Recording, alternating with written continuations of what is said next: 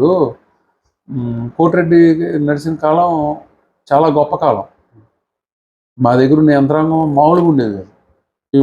ఇవాళకి నేను అటువంటి యంత్రాంగాన్ని మళ్ళీ సెట్ చేయలేను. ఎందుకంటే మార్పు, సమాజం పట్ల మార్పు వేగంగా జరిగిపోయింది. నేను కాదు, ఎవడో సెట్ చేయలేడు. ఆ కమిట్మెంట్లు కానీ, పశువు పట్ల ఉన్నటువంటి ఆదరణ కానీ, ఈ రంగంలో అసలు ఆ రోజు డబ్బుల కోసం ఎవడో పనిచేసినాడు లేడు. కేవలం పేరు ప్రఖ్యాతుల కోసం. నేనేమిచ్చాను? కోటిరెడ్డికి ఏమిచ్చాను తెలీదు. నేనేమిచ్చాను? భీమనాడు సీన్కి ఏమిచ్చాను తెలియదు. కిరణ్ గారికి ఏమిచ్చాను ఎవరికి తెలియదు. ఇవాళ అలా కాదు కదా.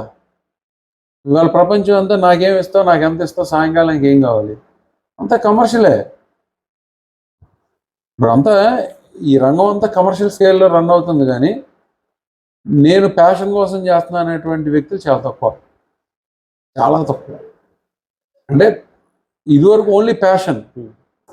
వీరప్ప అవ్వచ్చు, మన ఆయన అవ్వచ్చు, అసలు చాలామంది ఉన్నారు చేసిన వాళ్ళందరూ ప్యాషన్తోనే చేశారు. విశ్వేశ్వరరావు అవ్వచ్చు కొంతకాలం.